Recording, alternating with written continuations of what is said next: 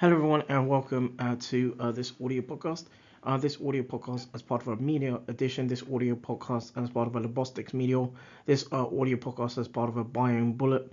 And this audio podcast as part of a Storm Labostix production. And this audio podcast as part of the abstracts. This audio podcast will look into the abstract.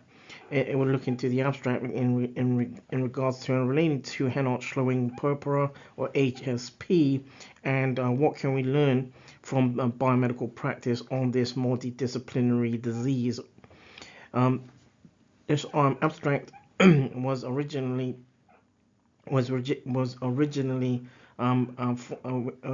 formed. This abstract originally formed works as part of a peer-reviewed publication in 2017, and then in around 2022, this works had been presented at the International Pediatric Nephrology Association, or IPNA 2022, and the poster presentation sort of overview is part of, or makes part of sort of an audio podcast in another Storm Labostix production sort of series or edition. So as part of this audio podcast, a little bit in regard to the abstracts. So Henoch-Schonlein Purpura is one of the most common sort of vasculitis, most common vasculitis ailments or sort of conditions in amongst young people or children, characterized by a triad of symptoms or symptomologies. Number one, where there's palpable purpura without thrombocytopenia, and two, sort of abdominal pain, and three, arthritis. Renal involvement also often occurs in children or young people with HSP. And HSP is also the most HSP also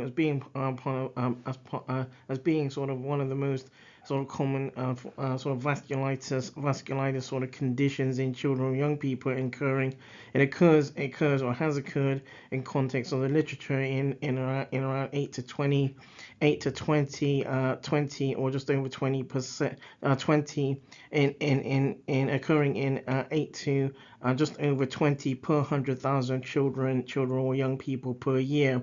HSP usually occurs in children or young people aged between 2 years of age to 10 years of age, with around 50% of all cases occurred in children or young people aged less than 5 years, and mostly in children or young people aged 4 to 6 years, and occurs more frequently in the male gender.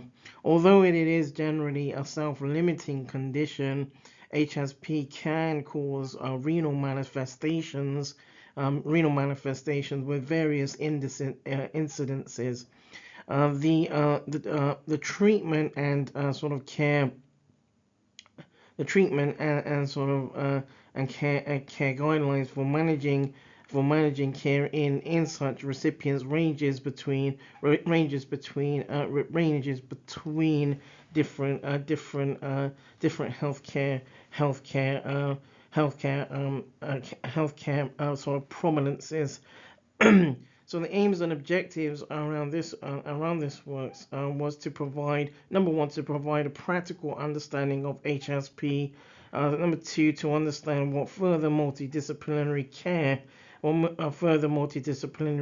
care is required for recipients or patients with HSP, and three, to highlight what practices would support the development of HSP care guidelines, and four, to provide a biomedical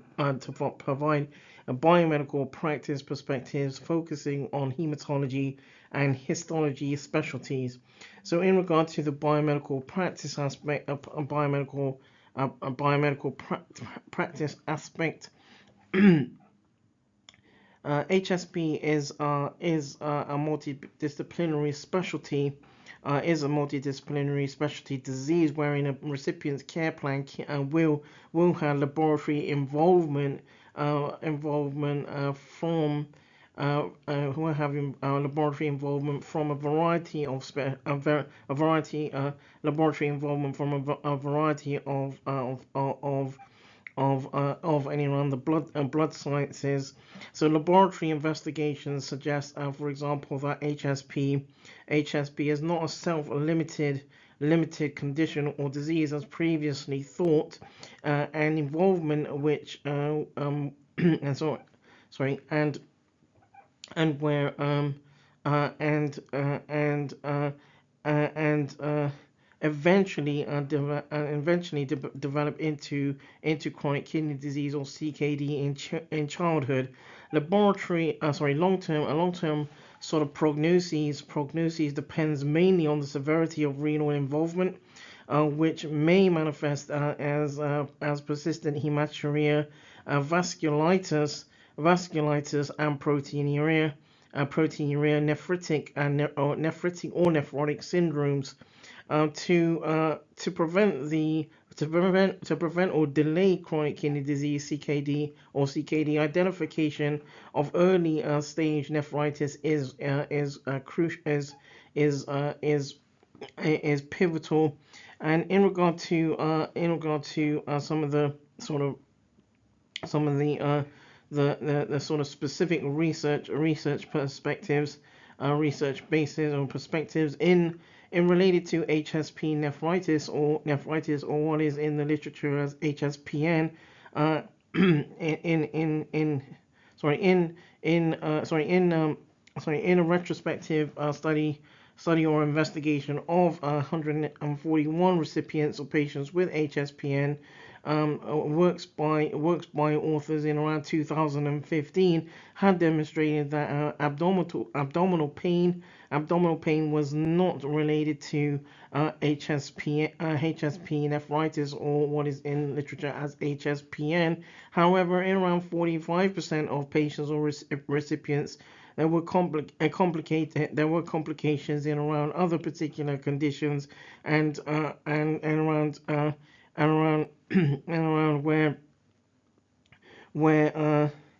in around just under 30% of recipients had a long disease or condition sort of trajectory. Hematological and histological laboratory perspectives are important in disease follow-up or condition follow-up, and biomedical efforts from laboratory practice are required to help inform clinical decisions. In regard to some aspects of discussion and conclusion, so future biomedical laboratory practices can help sort of tighter clinical decisions in the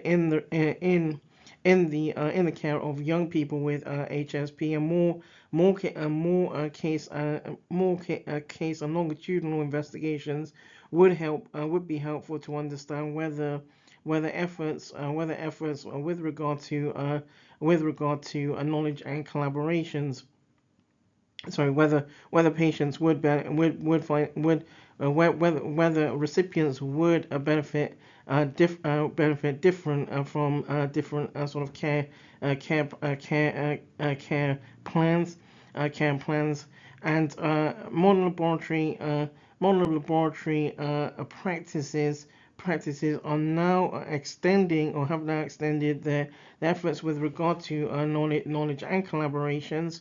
Evidence informs that male gender age greater than 10 years of age have symptoms or symptomologies of severe gastrointestinal involvement, arthritis or arthalgia, and so in as part of this works one of the questions, one of the main questions of what can be learned from the biomedical practice on this sort of medical on this multidisciplinary disease or condition. So certainly well designed and conventionally reported investigations or studies with histology and hematology laboratory collaborations are important to determine the possible link, the sort of possible link with the possible link between these risk factors and HSP. Some terminologies that can be used to identify literature in regard to sort of this works or this abstracts and similar works include Henoch-Schonlein Purpura, hematology, histology, microbiology, chronic kidney disease, vasculitis, coagulation, and nephrology. That draws this audio podcast to a close. This audio podcast as part of a Meteor edition. This audio podcast as part of a Labostix Meteor. This audio podcast as part of a biome bullet, and this audio podcast as part of the abstracts, and this audio podcast as part of Storm Labostix production.